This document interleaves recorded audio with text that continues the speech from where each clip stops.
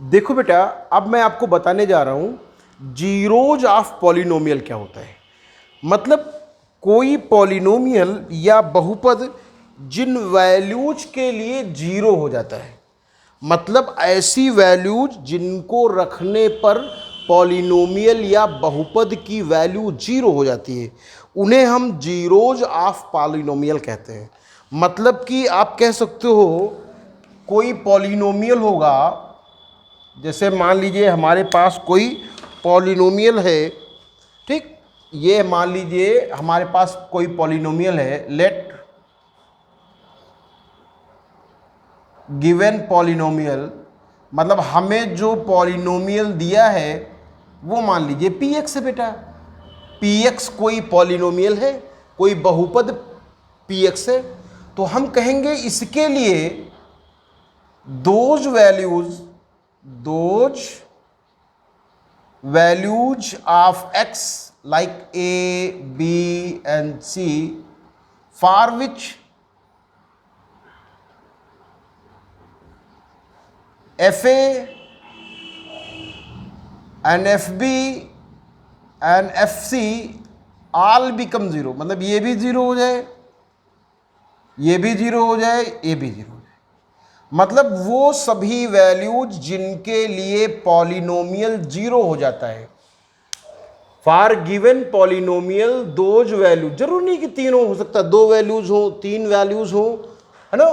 Those values of x like a b c for which f a f b f c become zero. मतलब जिन values को रखने पर polynomial की value zero हो जाती है उन्हें जीरोज ऑफ पॉलिनोमियल कहते हैं। जैसे एग्जांपल के लिए बेटा, मैं मान लेता हूं कि मेरे पास कोई पॉलिनोमियल कितना है, एक्स स्क्वायर माइनस 5x और प्लस 6 है बेटा, है ना।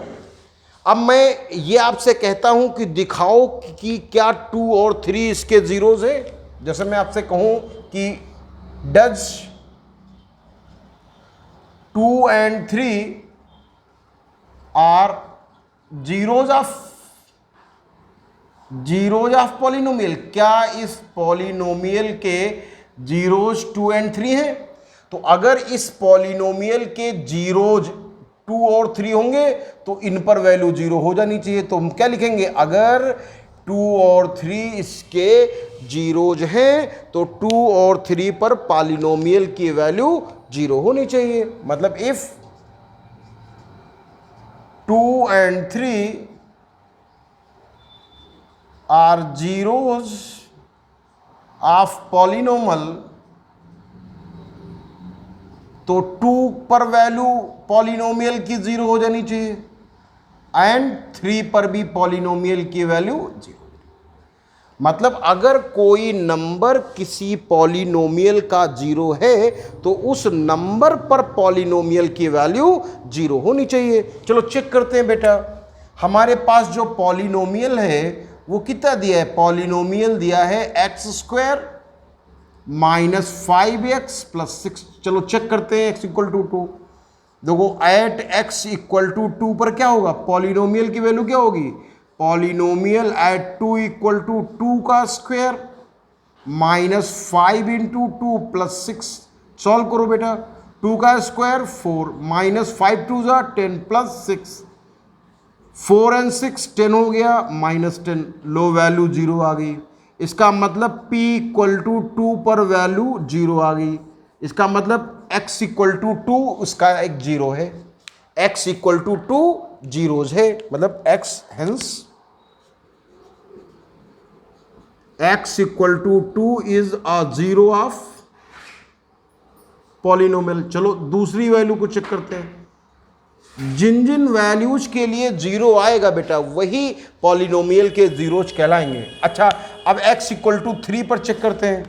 Eight x equal to 3, at x equal to 3। चलो चेक करते हैं p3 की वैल्यू। हमारा पॉलिनोमियल क्या है, x square minus 5x plus 6। तो x की जगह 3 रखो तो 3 का स्क्वायर माइनस 5 इंटू 3 प्लस 6, तो कितना आएगा बेटा, P3 की वैल्यू 3 का स्क्वायर, 3 का स्क्वायर क्या होता है 9, 5 3 जा 15 प्लस 6, 9 एंड 6 फिर 15 हो जाएगा बेटा, और माइनस 15, 15 में 15 चला गया तो कितना आया 0, लो फिर 0 हो गया। इसका मतलब hence x equal to 3 is also a zero of polynomial, zero of polynomial, मतलब इस बहुपद का एक 0 3 भी है। तो x बराबर 2 पर भी बेटा पॉलिनोमियल की वैल्यू 0 आई, x बराबर 3 पर भी पॉलिनोमियल, x बराबर 3 पर भी पॉलिनोमियल की वैल्यू 0 आई, x बराबर 2 पर भी आई।